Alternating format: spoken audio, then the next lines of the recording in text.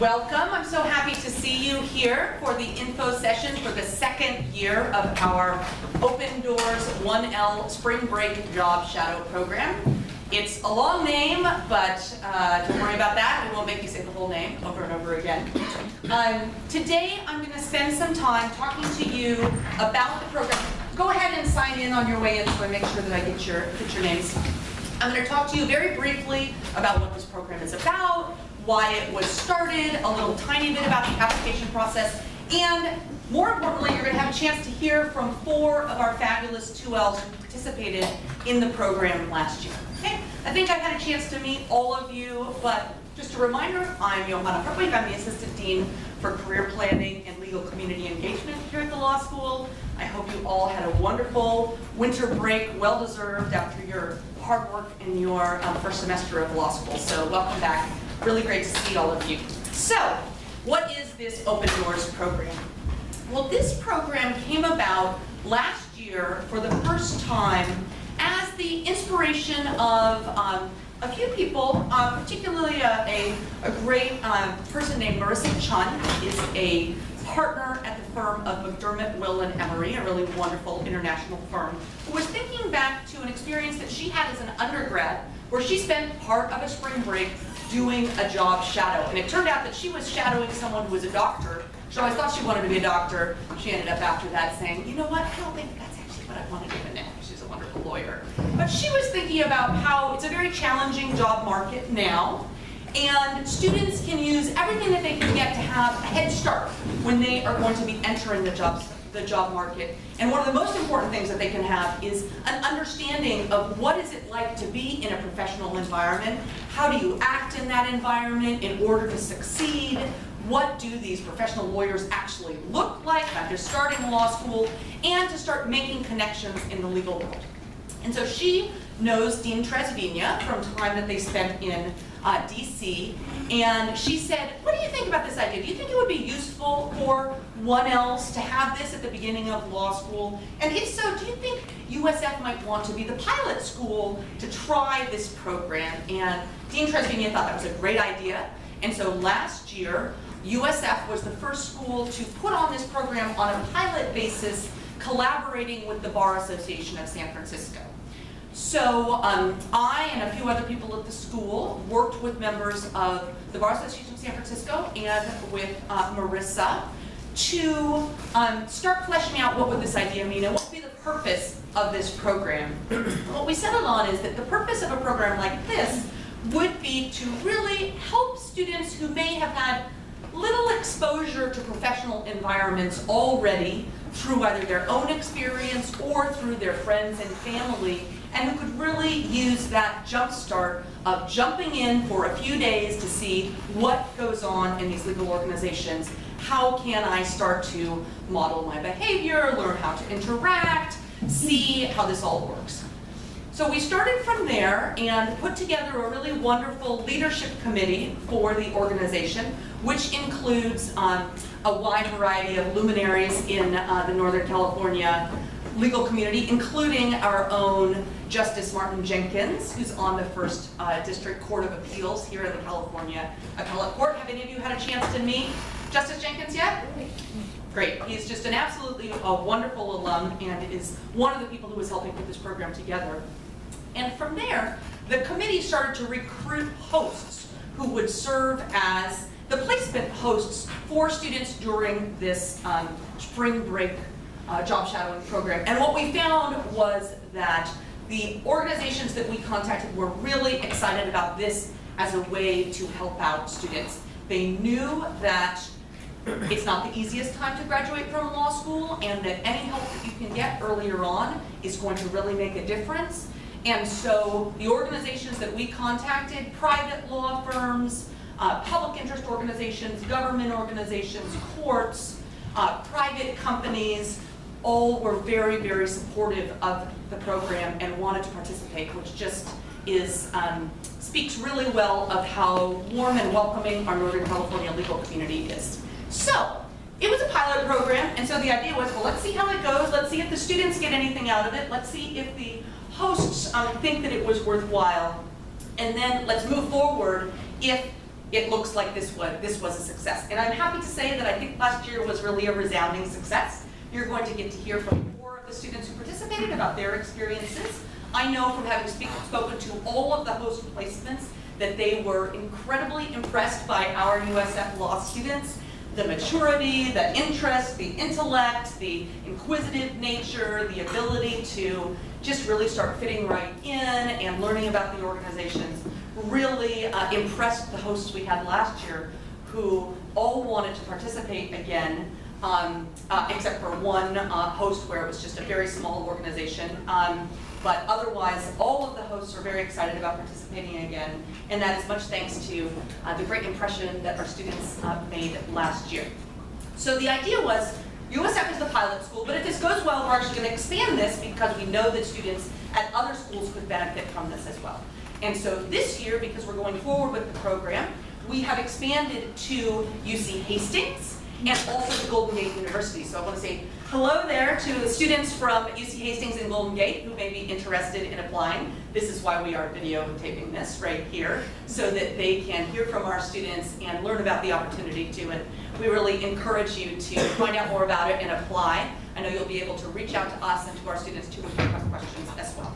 Okay, so a little bit more detail about what the program actually is before I turn it over to the students to talk about their experiences. I know that some of you have a conflict at 12:30, so don't worry about that. When you need to leave, go ahead and leave. Make sure you have signed in.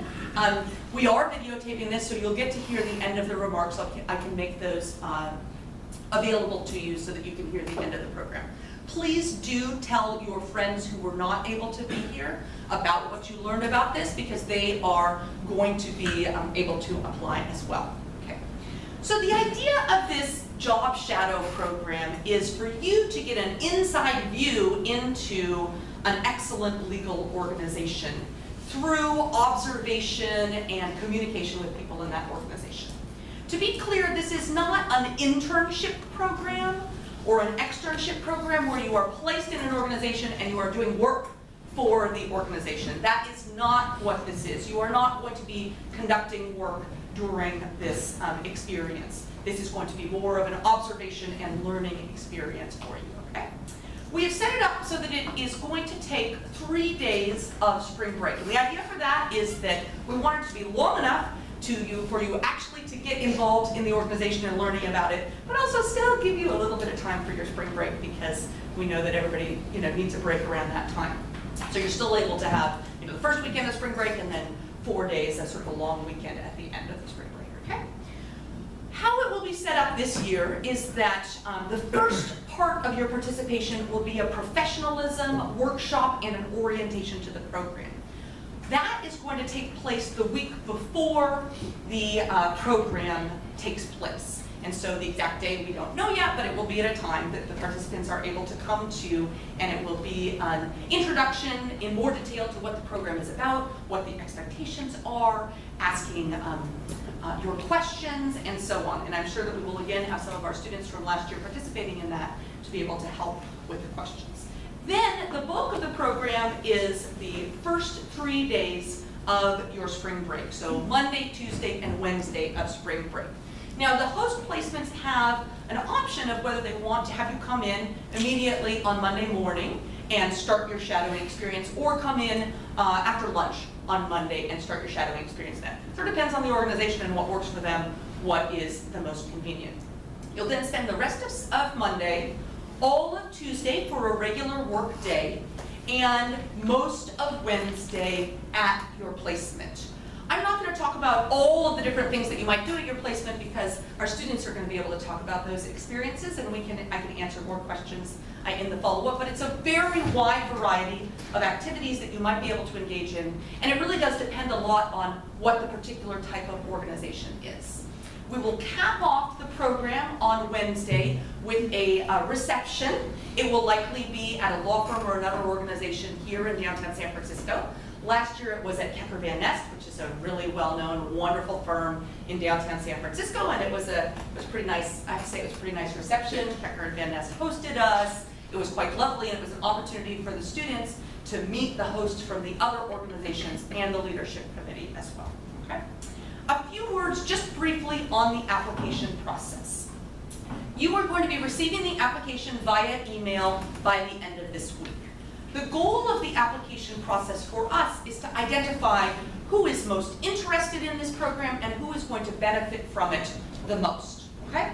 We have structured it so that it is not a really heavy lift in terms of the application. We know that you are all in the middle of your job application searches for the summer. So there's some basic information that you need to provide, and then there are two pretty short statements that you provide about why you're interested in doing it and how it is you think that you're going to particularly benefit from it.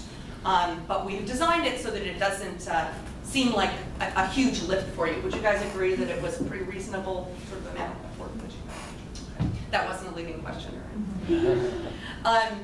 That application is going to be due on a Wednesday, the 3rd of February. Okay, so you'll have a couple of weeks to work on it.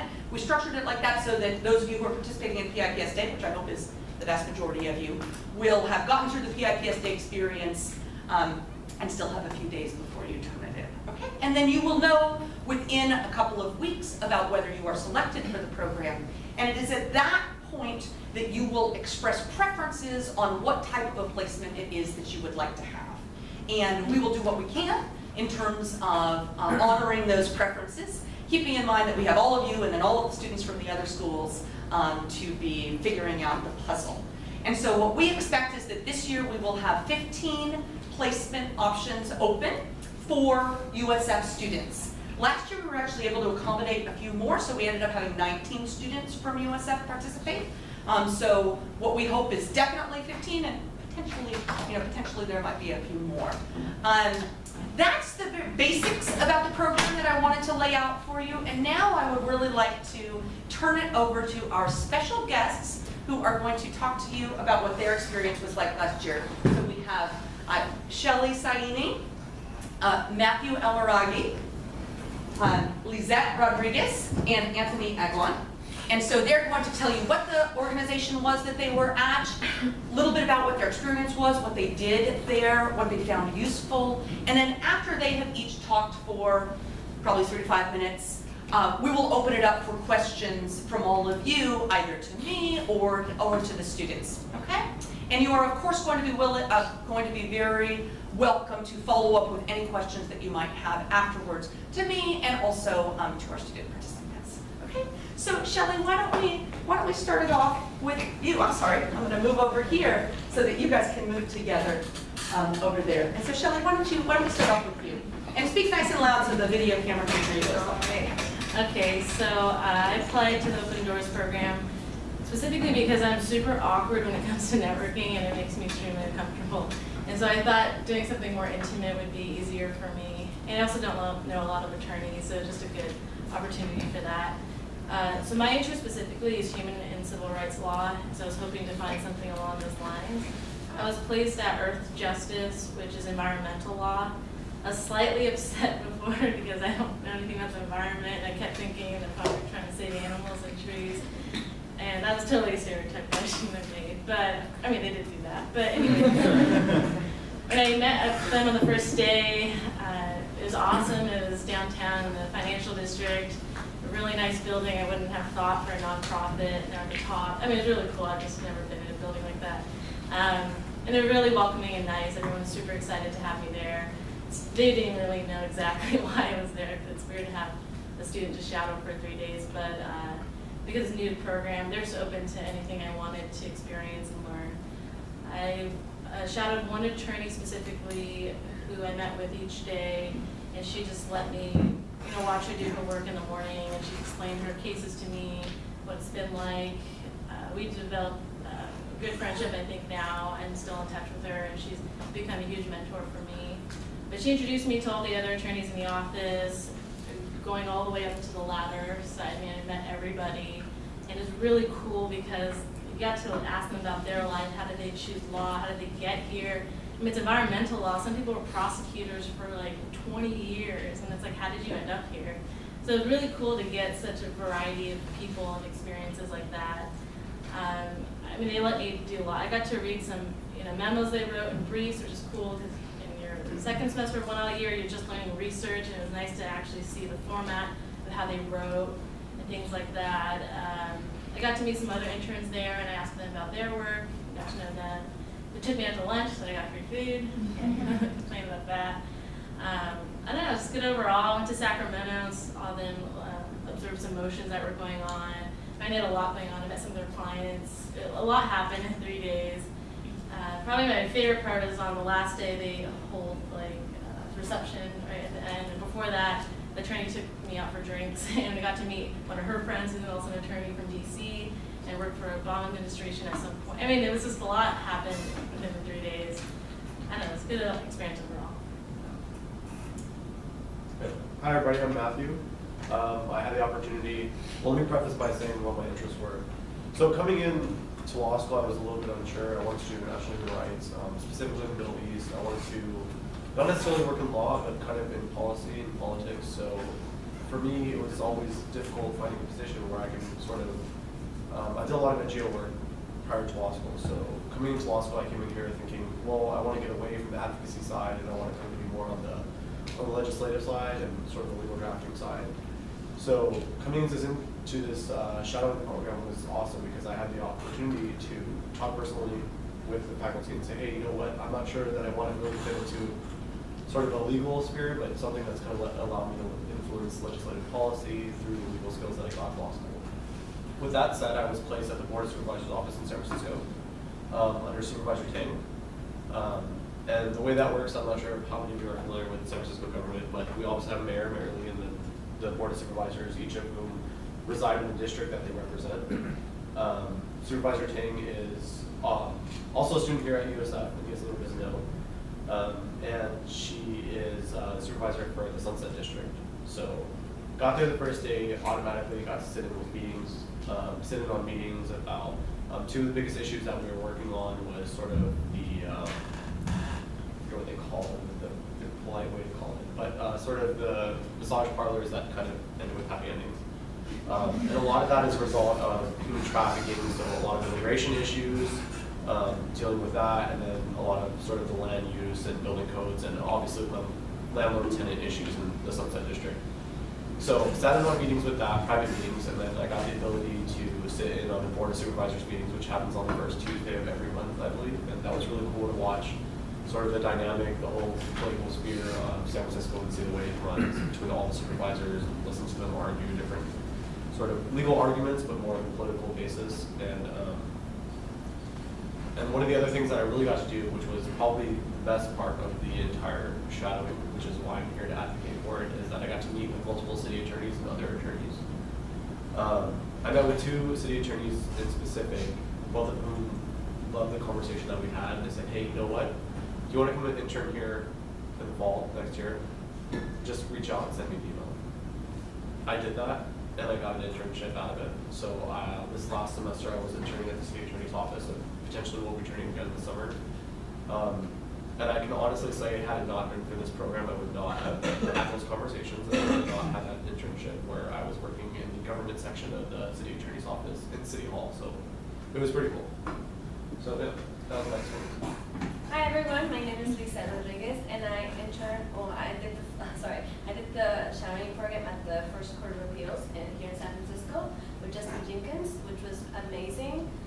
Basically, my experience is completely different because I got to actually interview a lot of justice from the Court of Appeals and just talk to them on a personal level. So Justin Jenkins had a great schedule. The first day that I got there, he already had interviews set up for me to talk to, from human resources to all the way to the Supreme Court administrator, the one that collects all the cases and decides which cases go to our process. So I got to see the background work of how the Court of Appeals cases get assigned to the justice. So there's different divisions within the Court of Appeals, and then from there, there's one justice that gets all the cases, and then they basically divide the cases within the justice. So I got to see how that, I got to interview him and then ask him questions like, how do you decide which justice gets which case? And not only that, but I also got to attend a hearing for the Court of Appeals, which is only twice. They only host those twice a month.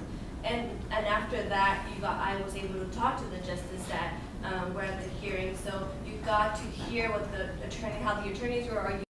And then after that, I also got to be in a Supreme Court hearing and then go back into the chambers and just interview the judge that had the hearing and just talk to them in a personal level. So for me, the best part was that every single justice and judge that I interview had a different career path.